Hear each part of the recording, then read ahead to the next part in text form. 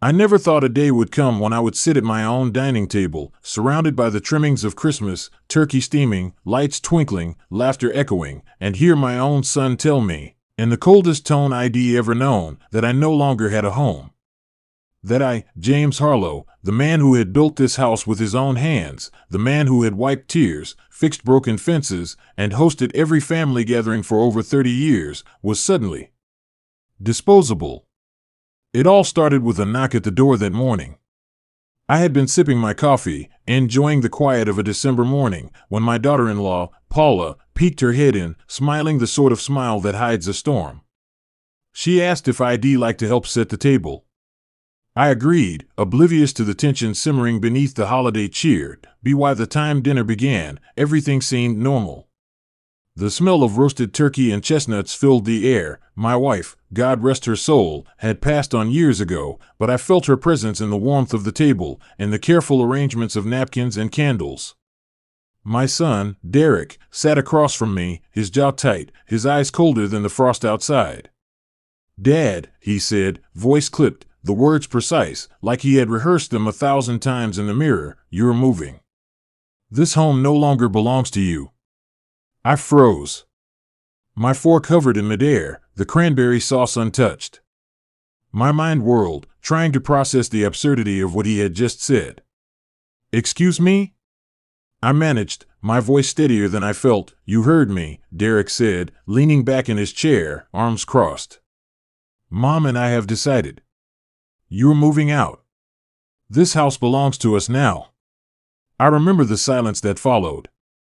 The clinking of cutlery seemed to vanish, replaced by the deafening reality of betrayal. I wanted to laugh. I wanted to scream. Mostly, I wanted to disappear into the floor and leave this nightmare behind. I looked at him, the boy I had changed diapers for, taught to ride a bike, the boy I had celebrated every birthday with, and suddenly he was a stranger, a man who had drawn a line in the sand and left me on the other side. I didn't respond. I pushed back my chair, slowly, deliberately, the kind of slow-motion movement that tells a person you're considering a decision that will change everything. I left the table, walked past the stunned faces of my grandchildren, past the half-carved turkey, past Derek, who stared at me like a man waiting to watch a wildfire start, waiting to see me beg. I went upstairs, packed a small suitcase with essentials, clothes, my wallet, my grandfather's pocket watch, and walked out into the cold night. No goodbyes. No explanations. Just the crunch of snow under my boots as I walked to my car and drove away, leaving the house that had been my fortress for decades. For the first night, I slept in my car, parked by the old marina where I used to take Derek fishing. The wind howled like a chorus of ghosts, but I felt free. There was no one there to tell me I didn't belong, no one to strip me of my dignity in front of my own family. By the second day, I knew I couldn't just drift. I needed a plan. I had spent my life building, fixing, negotiating, and surviving. Now, survival had a sharper edge. I wasn't going to beg or cry. I was going to make Derek understand, and the only way he seemed capable of understanding, loss. I started by checking the finances. It wasn't hard, I had always been meticulous. Years of careful savings, investment accounts, a small inheritance from my father, it was all there, waiting. But I didn't want money. Not yet. I wanted leverage, the kind of leverage that leaves a person staring at the rubble of their own arrogance. I rented a small apartment in town. Nothing fancy. But it gave me a base of operations. From there, I began quietly reconnecting with old friends, neighbors, people who had always respected me. It amazed me how quickly stories spread when whispered among those who knew the truth, that I had been forced out by my own flesh and blood, that Derek had taken over a home that wasn't his to take. Sympathy was easy, righteous anger was easier. Then came the research. I started looking into the house. Derek had taken out loans, mortgages, signed papers he thought I hadn't noticed. He had gotten careless, arrogant with the assumption that I was too old, too feeble, too sentimental to fight back. He didn't know that James Harlow didn't lose. It took a week of digging, but I found it, a clause in the property deed, a small technicality about inheritance rights that Derek had overlooked. I consulted a lawyer, quietly, in whispers and shadows. The man I hired looked at me, eyebrows raised, and said, "If you play this right, you could take it all back." I smiled. Over the next month, I worked in silence, like a craftsman carving a masterpiece. I kept Derek and Paula off balance, sending letters, inquiries, and notices about repairs, zoning, property taxes, nothing illegal, nothing rash. Just reminders that the house was mine too, that I wasn't gone, that I had not been vanquished by their cold decision. Then came the day of the auction. Derek had thought he could renovate the house, flip it, sell it, and move on with his life, blissfully unaware of the storm building beneath his nose.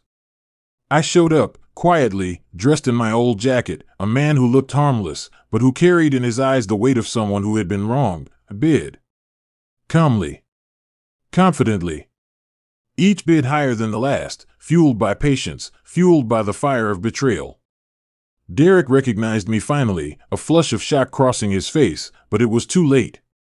The gavel fell. I was the highest bidder. The house, my home, the house that Derek had so arrogantly claimed as his own, was mine once again. I didn't gloat. Not immediately. I waited. Quietly. Patiently. The real revenge isn't in the instant gratification, it's in the satisfaction of watching a person realize, finally, what they have lost. A week later, I walked back in, keys in hand. The house smelled the same, warm, inviting, like Christmases past. Derek and Paula were there, trying to clean, trying to fix the place for the new owners, never guessing that the new owner was standing in the doorway, smiling politely. "Dad?" Derek stammered, panic creeping into his voice. "Yes, Derek," I said, calm, deliberate. "I'm back." Paula opened her mouth to protest, but I raised a hand.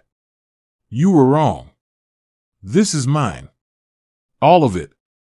Every brick, every floorboard, every Christmas memory you tried to erase, you can't erase me." For the first time, I saw it, the weight of guilt, the cold realization that they had been outplayed.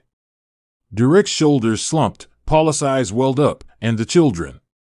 Well, the children just stared, confused, wondering why Christmas dinner suddenly felt different. I didn't yell. I didn't cry. I simply walked through the house, touching walls, opening drawers, smelling the fireplace. My home. My sanctuary. And in the quiet triumph of that moment, I understood something crucial. Revenge isn't about anger. It's about justice, patience, and the satisfaction of reclaiming what's yours, not with violence, not with bitterness, but with cunning, with strategy, and with unwavering dignity. Over the next weeks, I restored the home, fixed the minor damages, and returned life to normal. Derek and Paula stayed, quietly, respectful now. The tension lingered, but they knew I had earned my place. I didn't make threats, I didn't lecture. I just existed, a living reminder that respect cannot be demanded, it must be given.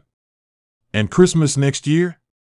I smiled, setting the table, putting out the decorations, humming softly. Derek glanced at me, a hint of shame in his eyes. But I didn't care about apologies. I had my revenge, not in their suffering, but in my triumph. My home. My life. My dignity intact. At 66, I had learned something vital. No one can strip you of your worth if you remember who you are, if you act with patience, strategy, and resolve. The world may try to push you out, your own children may betray you, but if you are clever, resilient, and persistent, you can always, always reclaim what is yours, and that, dear reader, is exactly what I did.